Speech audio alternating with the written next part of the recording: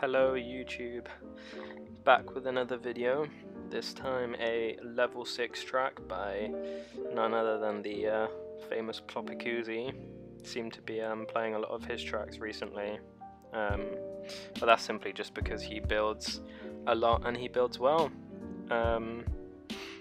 So yeah, in this commentary I'm going to talk a bit about this track, and in that a bit about kind of judging kind of the difference between a 6 and a 7, and so yeah, I'll just hop straight into it. So this track is I guess it's a level 6. I think the only other person that passed it was Jukes, and he called it a 6. I think RJ might have passed it, but he didn't upload it, so I don't know what he thinks about it. So yeah, Jukes passed it and called it a 6. And I passed it, obviously, but I don't know what to call it. It's a bit of an odd one because it's 8 checkpoints long. Each checkpoint is, varies in difficulty. There's a couple super easy ones. I mean, the last one's super easy, and then the 6th one is quite easy. And then the other ones are, moderate difficulty. But I don't think it quite meets the level 7 criteria. And for me that is just, if you look at something like 2025 or Sabotage, where no checkpoint in those tracks are, really forgiving, apart from in Sabotage the last checkpoint's quite easy. Well, it's very easy actually, but then everything else isn't too easy. Checkpoint 3 is solid, 5 is solid, 7 is solid, and the others aren't child's play, especially if you're just trying to pass a 7.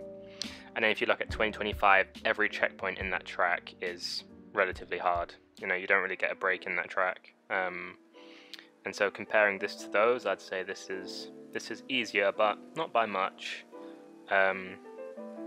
This is definitely no introductory 6. I'd say this is a solid, if not a hard 6.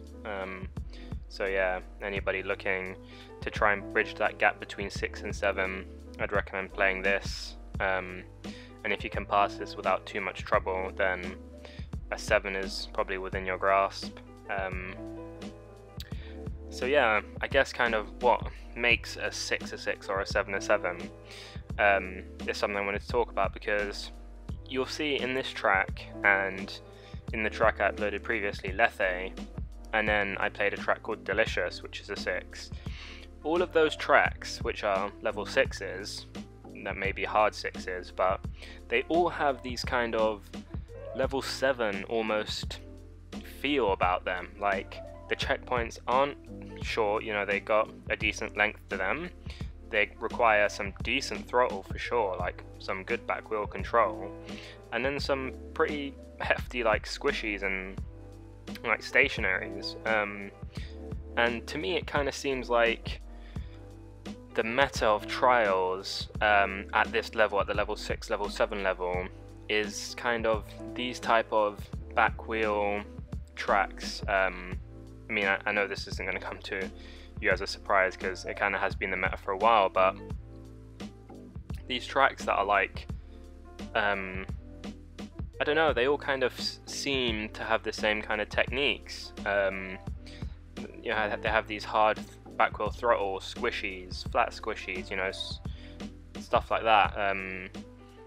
And I think it's essentially what I'm trying to say is that, like, if you're a level 7 player and you're playing these level 6s, it feels really easy because, you're just doing basically level 7 techniques that have been simplified.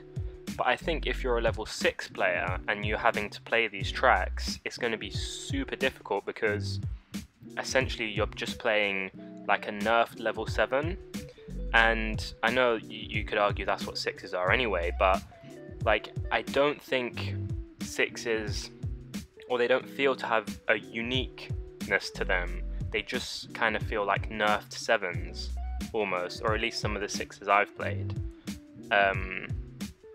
Yeah, I don't know, it's weird, because like, if you look at all the level 5s, you have a wide range of all these different 5s, But I think when you get to like 6s and 7s, the kind of uniqueness falls off a bit and they all kind of feel the same. I don't know.